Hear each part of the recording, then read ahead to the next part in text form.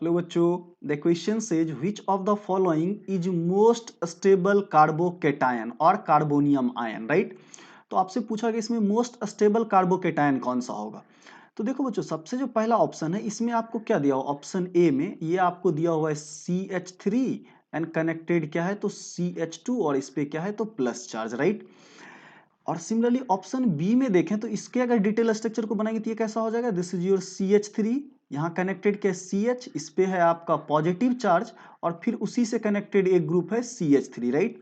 Similarly C option को अगर हम ड्रॉ करें तो यहाँ पे देखो बच्चों, कार्बन है, इस पे क्या है पॉजिटिव चार्ज और इससे 3 मिथाइल ग्रुप कनेक्टेड है, राइट। इससे क्या 3 मिथाइल ग्रुप, तो this is your CH3, this is your CH3 and this is your CH3, right. तो 3 अल्फा हाइड्रोजन। और सिमिलरली डी ऑप्शन में आपको क्या दिया हुआ है कि यहाँ पे रेजोनेंस दिया हुआ है, राइट। तो देखो बच्चों, एक बेंजीन रिंग है, राइट, यहाँ पे आपको फिनाइल रिंग दिख रहा है, C6H5 को क्या बोलते हैं, फिनाइल रिंग बोलते हैं। तो जिसमें से अल्टरनेट पोजीशन पे क्या रहेगा, पाई बॉन्ड, और यहां से कनेक्टेड क्या है तो this is your CH2 plus. तो देखो बच्चों, इसमें क्या होता है कि अगर हम स्टेबिलिटी ऑफ कार्बोकेटायन की बात करें, राइट, तो that is your stability of carbocation. तो स्टेबिलिटी ऑफ कार्बोकेटायन बच्चों हम 3 फैक्टर से डिसाइड करते हैं। पहला क्या होता है, इंडक्टिव इफेक्ट, पहला क्या होता है तो इंडक्टिव, राइट। तो इंडक्टिव के बेसिस पे हम जानते हैं कि 3 डिग्री कार्बोकेटायन सबसे ज्यादा स्टेबल होता है, देन 2 डिग्री होता है, एंड देन क्या होता है 1 डिग्री कार्बोकेटायन होता है, राइट। सिमिलरली दूसरा कंडीशन हम किससे डिसाइड कर सकते हैं तो रेजोनेंस से। किससे डिसाइड कर सकते हैं तो दैट इज योर रेजोनेंस।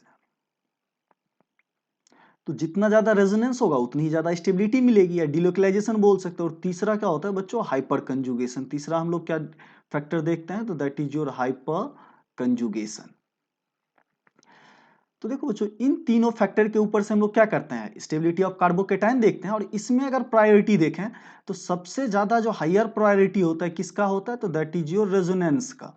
और फिर किसकी बात करते हैं तो that is your hyper conjugation. और इन दोनों से मच मच लेस क्या होता है आपका इंडक्टिव इफेक्ट। क्या होता है तो that is your inductive effect. तो ये ऑर्डर होता है।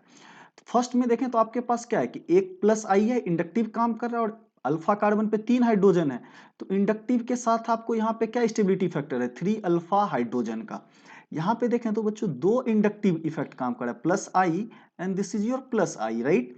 और साथ ही साथ क्या होगा तो आपको प्लस आई ग्रुप तो काम कर ही रहा है दो दो, लेकिन साथ ही साथ क्या है 2 प्लस आई ग्रुप है, और साथ ही साथ 3 और 3 क्या है 6 अल्फा हाइड्रोजन।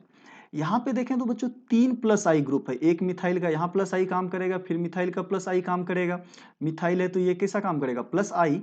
तो टोटल यहां देखें तो टोटल कितना हो गया, प्लस आई का 3 इफेक्ट काम कर रहा है, और साथ ही साथ 3 3 3, राइट। टोटल क्या हो गया 9 अल्फा हाइड्रोजन।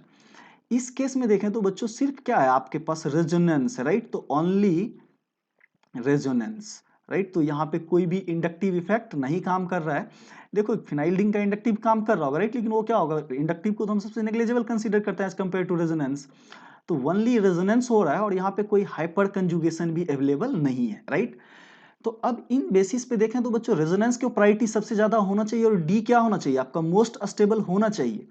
बट यहाँ पे एक्चुअली क्या होता है कि हाइपर कंजुगेशन के लिए देखो 9 अल्फा हाइड्रोजन प्रेजेंट है और एक प्लस आई ग्रुप है, राइट। तो इस बेसिस पे क्या होता है कि अगर हम इसके स्टेबिलिटी ऑर्डर को देखें तो सी जो है स्लाइटली क्या होता है हाइयर स्टेबल होगा किससे, डी से, राइट। तो सी को हम क्या बोल सकते हैं कि स्टेबिलिटी में स्लाइटली हाइयर होगा किससे, डी से। और बाकी रेस्ट में देखें तो इसके प्रॉपर ऑर्डर को लिखेंगे तो सबसे लिस्ट स्टेबल कौन सा हो जाएगा, ऑप्शन ए, देन फिर कौन सा आएगा बी, और उसके बाद आएगा बच्चों डी, और सबसे ज्यादा स्टेबल कौन सा हो जाएगा सी। तो हमेशा कंफ्यूजन इन दोनों में रहता है कि यहाँ रेजोनेंस है, डी के केस में क्या है आपको रेजोनेंस है, राइट, रेजोनेंस है। और सी के केस में क्या है तो 3 ग्रुप ऐसा है जो प्लस इंडक्टिव शो कर रहा है, और साथ ही साथ क्या है तो आपके पास 9 अल्फा हाइड्रोजन है हाइपर कंजुगेशन का। तो इस केस में कि यहाँ सिर्फ रेजोनेंस हो रहा है, यहाँ इंडक्टिव के साथ हाइपर कंजुगेशन भी, तो ये दोनों मिलके स्लाइटली रेजोनेंस से क्या होता है हाइयर स्टेबिलिटी प्रोवाइड करते हैं। तो इस बेसिस पे अपना करेक्ट ऑप्शन कौन सा हो जाएगा, ऑप्शन सी, राइट। तो देखो बच्चों बहुत लोग कंफ्यूज होते हैं डी के साथ, तो आपको कंफ्यूज नहीं होना है। तो डी से क्या होता है स्लाइटली हाइयर स्टेबिलिटी कौन रखता है, option C. So I hope you all guys understand it well, thank you and stay tuned.